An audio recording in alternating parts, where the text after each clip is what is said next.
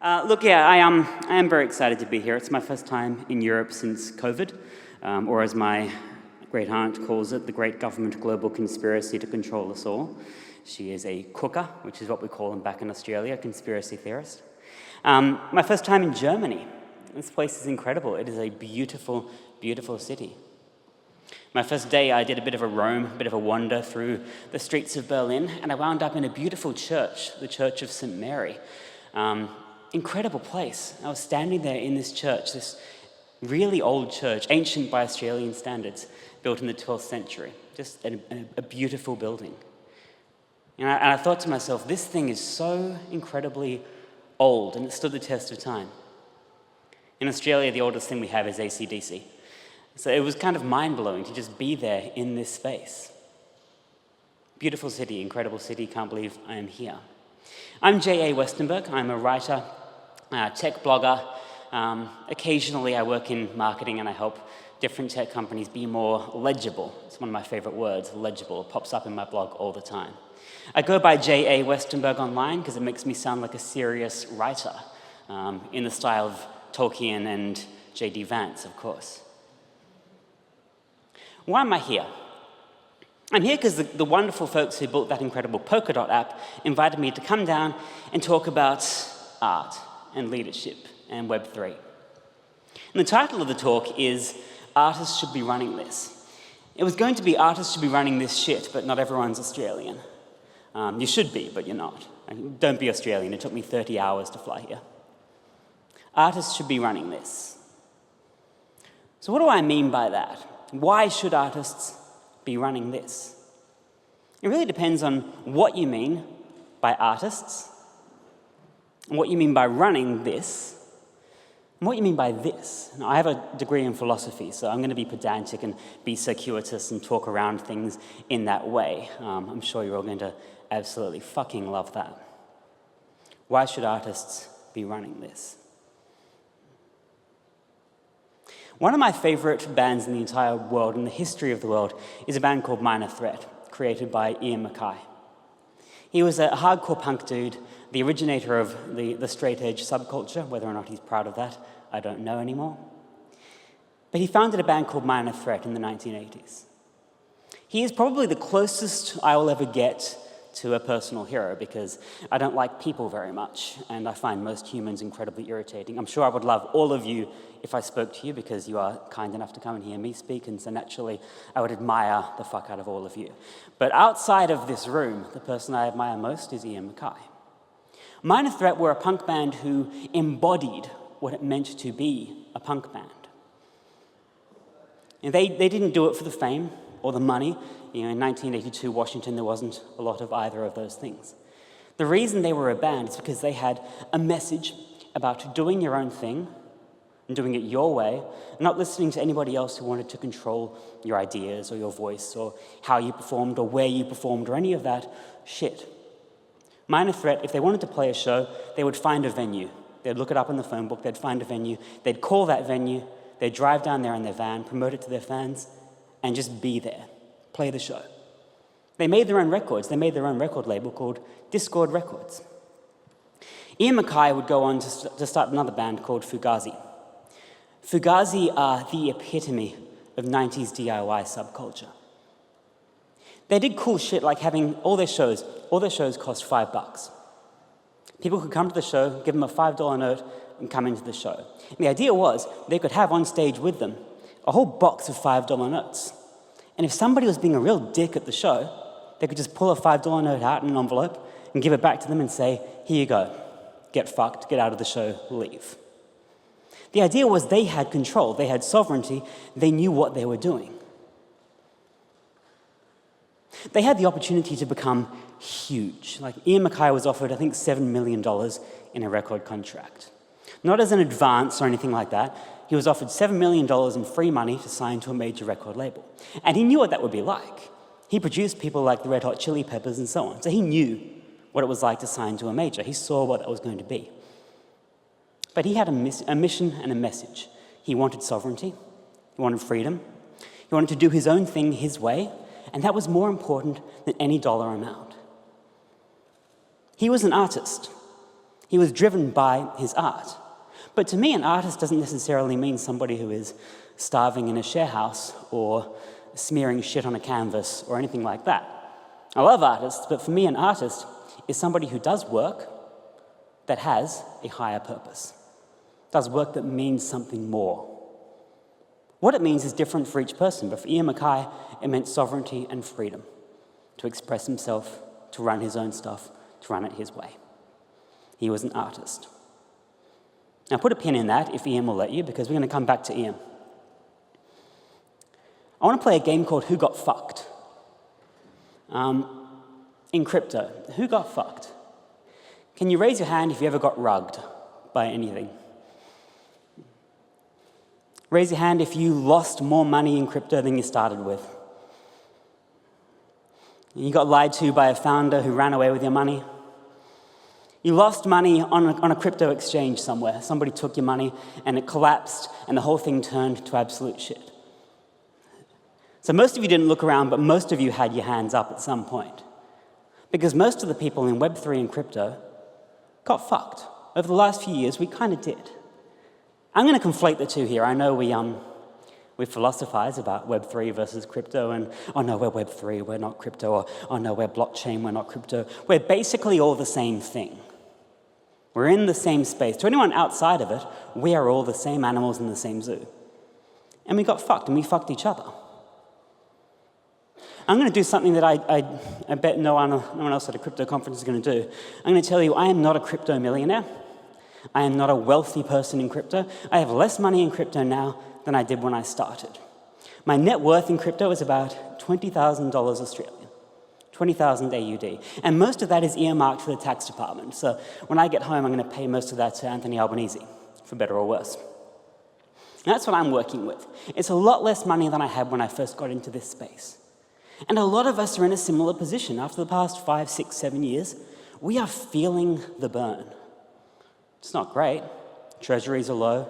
Everyone's feeling a little bit financially hardened, to use a more LinkedIn-appropriate phrase. One of my best mates who was deep into crypto with me, we went to New York together. We went to all these different events together.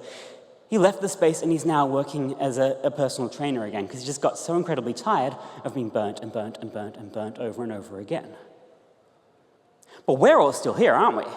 I mean, we're here in Berlin right now. We are here at this Web3 conference. We are talking about crypto. We're talking about blockchain. We're talking about sovereignty and Polkadot and all that cool shit.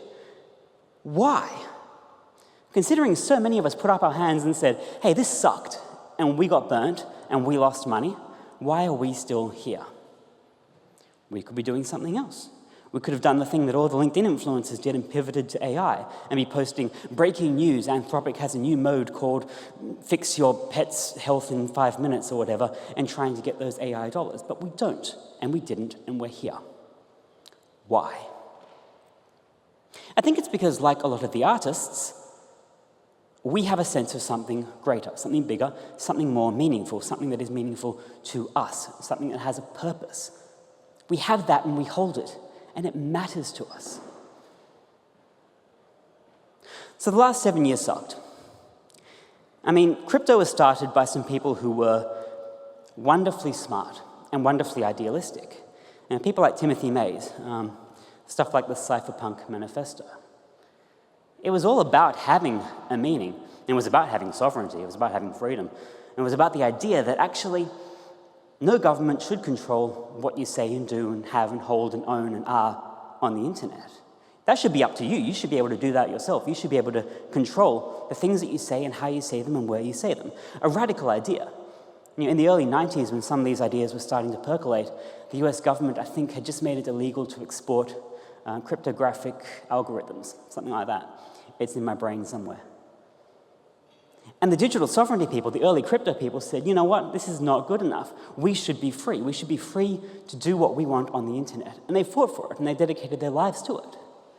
And eventually their fight turned into things like Bitcoin, and thank God for that. And it turned into what we have here. But how did we get from the cryptographers to here? Things kind of got a bit hijacked. Things kind of got hijacked by people that I'm going to call aspirants, and I'll explain that pretty shortly. They got hijacked by people who pursued profit above all else. I'm not going to name names here, SBF. I'm not going to name names here, FTX, all that kind of stuff. It just kind of built up, and eventually it washed out everyone who cared about something higher. They either got washed out or drowned out. And the only people that mattered were the people who were there for the money. They were there to make a buck, more than a few bucks. And they were there to turn this entire space, whatever you call it, Web3, blockchain, crypto, whatever you call it, they were there to turn it into their own private piggy bank. And they took control of the entire space. You can point to people who are still doing cool things outside of them, and I can point to them too. We can all point to them. I'd like to say that I was a shining beacon of wonderfulness throughout that whole period. I wasn't, but I'd like to say I am. But for the most part, it kind of did get captured. And that's how a lot of us kind of got burnt. It wasn't great. The people running it weren't great. The people running it didn't have the best interests of a whole lot of us at heart. They had their personal best interests at heart. And I'm not trying to moralize here. I'm just trying to say it like it was and say it like it is and say what happened. It kind of sucked. The way I see it, there are basically 5 archetypes of people in crypto. And if I can remember them, I'm going to list them all for you. There is the artist, who I've spoken about. That's what we're here to talk about. That's what we care about, the artist. But there's also the administrator. There's the activist. There's the aspirant. And there's the alchemist. All of those people have had a hand in running crypto and in turning crypto into what it is, but some of them take the blame, I think, for it being kind of a pile of shit sometimes more than others. Again, to caveat this, I still believe in Web3, otherwise I wouldn't be here. But I'm going to tell it like it is. So there's archetypes. The administrators, to them the entire goal is to keep things running. The administrators want to keep platforms healthy, ecosystems healthy. They want to keep tokens afloat, keep the money going, keep everyone relatively happy. The alchemists are the technical folks. They want to build platforms. And they've done an amazing job because some of these platforms are incredibly cool. That Polkadot app, I've been playing with it since yesterday. I love it. That is pure alchemy, turning nothing into something tangible and cool that we can use to connect with each other. Alchemists rule.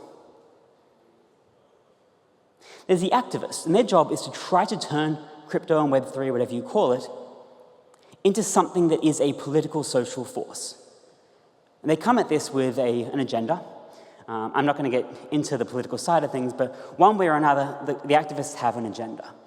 They want to capture crypto for their purposes, for better or for worse. The aspirants want to make profit. They aspire to be more, have more, do more, but it's mostly financial. The aspirants are people like SBF. They aspire to be wealthy. They aspire to have more than the rest of us. That's their entire goal. That's everything, is to be above it all, to become a crypto billionaire and so on, the aspirants. And then there's the artists. The people who really do believe that crypto has a higher meaning and a higher purpose. And that's something else entirely. I think if you do look back at the past 5 years, what you mostly see is that the people who have seized control were the aspirants, and it was quite easy because there was so much money going around, that it was an incredibly exciting prospect. You could get rich in crypto. Crypto was the get-rich-quick scheme, and it was all aspirational. That's fine for what it was, but it wasn't sustainable, and it led to crash after crash and wipeout after wipeout, and led to us being where we are now. Those archetypes, I think they're really more like Dungeons & Dragons alignments. I don't know if anybody here plays Dungeons & Dragons. I do because I'm a huge nerd. But Dungeons & Dragons alignments, you can kind of be a bit of one and a bit of other. You can be an artist alchemist. And I think a lot of the early crypto people were artist alchemists. I think people like Timothy Mays, I think Satoshi, they were artist alchemists. They combined being incredibly technical and incredibly smart at building things with this idea that something could be more. It could be more and bigger and have meaning and purpose outside of the money or the practicalities or just the cool technical things they were building. Artist alchemists. But the pure aspirants who ran things kind of ran it into the ground. So when I go back to the idea of artists should be running this, I asked, what are artists? What does running this mean, and what does this mean? The artists are the people who believe that we can be more than just folks who are scrambling around like rats looking for the last token. They believe that we can be more than that. We can be sovereign, we can be driven by meaning, we can actually care about each other, we can actually care about being free of government control, we can care about all of those things. That's an artist's point of view. Why should they be running this? Well, running this, I don't necessarily mean that every single company needs to fire its CFO and fire its CEO and then hire somebody who puts together collages and mints NFTs. That's not what I mean at all. But what I mean is that the overarching mission of crypto, of Web3, should be coming from people who have that higher purpose in mind. If the people who are running this are just the alchemists, we're going to have some cool technical innovations, but we won't have much more than that. I was going to fix my hair for the cameras because I'm such a fucking celebrity. We won't have much more than technical innovations, will we? If the people running this are the pure aspirants, we're going to get what we've always got, which is people fucking each other for profit. If the people running this are just the administrators, we'll get the status quo. If the people running this are the activists, crypto will keep getting captured by whatever political group is ascending, is emerging. It'll be whoever has the loudest voice, whoever is angriest about whatever cause, and that's who crypto will be owned and controlled by. That's the activists. So who's left? Who's left? It's just the artists, the people who want to do something more than themselves. I think that's something to aim for, to be honest. We don't necessarily have to all be expressing ourselves through poetry slams and spray paint, but we do have to be expressing something through something. We have to be expressing some kind of message and belief, because if not, what are we? We are rats scrambling for the last token. So going back to Ian MacKaye, the music industry tore itself apart not long after he turned down that record deal. Napster rose up. Fans started getting absolutely screwed by Metallica, which, if you ask me, is adding insult to injury after listening to Metallica. And they really did just kind of destroy themselves. They weren't prepared for innovation, they weren't prepared for anything, because as far as the record labels were concerned, as far as everyone else in music was concerned, it was just about the profit they were getting now, the money they were making now, the things they were doing now. Unlike people like Ian MacKaye, they weren't thinking long-term and they weren't thinking about meaning and purpose. They were just thinking about, how do I make the number go up, various numbers go up. That's all they wanted, it's all they got. The music industry kind of imploded, and yes, there are still big record labels out there. Absolutely there are. They're kind of a fraction in the shadow of what they used to be. They make their money from streaming, but the streaming services make a whole lot more. YouTube makes a whole lot more than EMI, I can tell you that much. Ian MacKaye, on the other hand, is still going strong, still running Discord. Minor Threat still get together every 4 years and take a photo outside the front of the old house they used to play and record in. They still hang out, they're still going strong. They're still driven by something. The for-profit music industry has, I think we can all agree, hardly maintained anything exciting about it. We have the same pop stars, the same music, the same over and over again, the same chasing profits, getting kind of nowhere. There is an Air Force pilot, or there was an Air Force pilot, called John Boyd. His art was the art of air-to-air combat. He kind of reinvented what it meant to be a fighter pilot in the first Korean War. I say first because I'm a pessimist. He talked about what it meant to actually get up there in a plane and control that plane and fight for something that mattered to him, fight for his country, fight for whatever that is. And you can laugh at him for being a patriot. I wouldn't, because I'm a very evolved person. But he had an art form, and he had something that he truly did believe in. And he spoke about the fork in the road that every professional has to face sooner or later. It's the fork where you can go one way, and you can choose to be. That's when you make choices for your career so that you can go and be somebody. You can be higher, you can be wealthy, you can be successful. And there's the other fork. The other fork, to John Boyd, was where you choose to do. When you choose to do, you often close off yourself to opportunities that would have gotten you further in your career, because you are doing the hard things. You're making the hard call. You're pissing off the wrong people. You are trying to do what matters. You're not trying to be someone who matters, you're trying to do what matters. And John Boyd said that everyone sooner or later has to face that fork. And what they do at that moment defines who they are for the rest of their lives. Do they choose to try and be somebody, or do they choose to try and do something? I think the artists in Web3, the artists in crypto, are the people who try to do. The aspirants, the folks who ran us into the ground, are the folks who try to be. They want to be millionaires and be wealthy. They've been running this ship for an awful long time. I really do think it's time for the artists to at least have a fair go.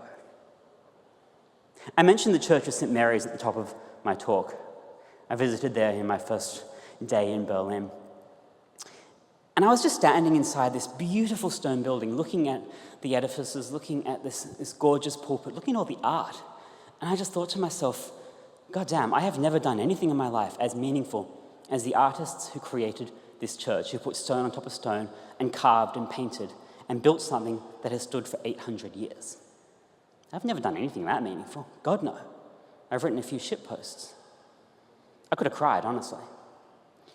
But I really do think that we should be aiming to be more like those artists, more like those artisans, and do something for a higher purpose. For them, it was God. For us, it can be digital sovereignty. I don't give a shit. It might be God. I'm not religious. You might be. But we have to have something more. We have to aim for something more. We have to have meaning. Because without it, we pretty much have nothing.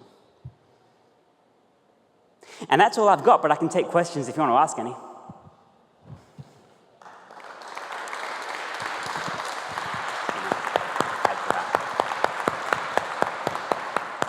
Are there any more questions? Yes, I'm coming. Yeah. Wait, I think it's important that you also... Yeah. Hi, thanks for the talk. Can you distinguish a bit more between the activists and the artists? And to me, there seems to be a lot of overlap, potentially.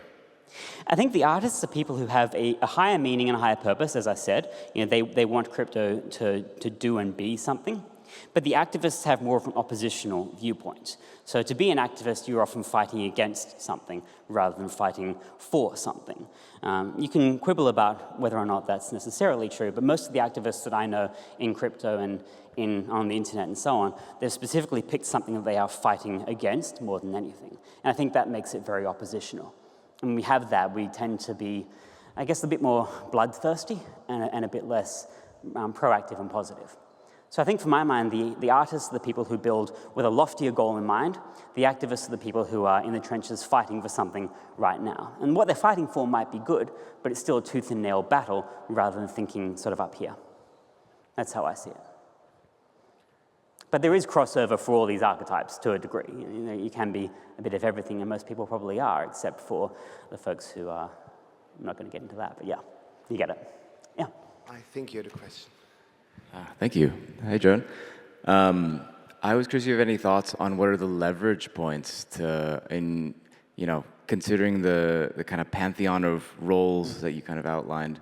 Are there certain places that you think are worth pursuing as a leverage point to shifting the situation? I think part of the problem, at least for me, that I see is kind of the dominance of financial capital within the crypto space. Often prioritizes things that recreate and reproduce the types of negative tendencies that you already described in your talk. I think we're actually in kind of a vacuum right now. I think a lot of the capital that we talk about has pretty much abandoned Web3, and it's all going into AI. Pretty much all the capital in the world is going into AI. And I think there is a vacuum for leadership because no one's really running this shit. Everyone's kind of fighting amongst themselves. After the last few crashes and after stuff like Trump launching his meme coin and kind of capturing the political aspect of things, everyone is sort of fighting it out. So there is nobody really in the lead. And I think the leverage point is just getting people excited again. And nobody's actually very excited about this space. I mean, we're here, but for the most part, nobody's really that excited anymore. Like the shine has definitely gone off. I think the leverage point is that the artists have the best chance out of anyone of getting people pumped again. And if people are excited and want to be a part of something, that's going to create a huge amount of motion for us. But only the artists can do that. And the activists can come up and say, crypto is the only way to fight fascism and so on, and maybe they're right. But for a lot of people, that's not enough to really excite them to get up in the morning and get involved in the space. And the alchemists can say, hey, look, we've built a cool platform, but everyone's got a cool platform. Every AI company has a cool platform. That's not enough. And so we need something to drive people, to really light a fire under their ass. I think only the artists have a real chance of doing that, and that's probably their leverage point. Specific recommendations or advices to artists or ideas what they could be the next thing?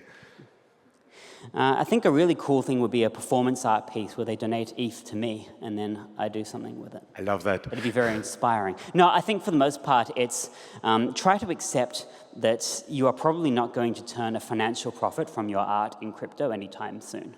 There is this lie that a lot of people keep on telling artists that, hey, you're going to be able to make a lot of money in crypto, you're going to be able to create a new financial income stream, revenue stream, all this stuff. And time again, artists kind of get screwed out of that. So if you are an artist in this space, you have to be reaching for something more anyway. You have to be trying to transcend the financial reward, because that's just not enough, and it won't be enough, and it won't ever show up.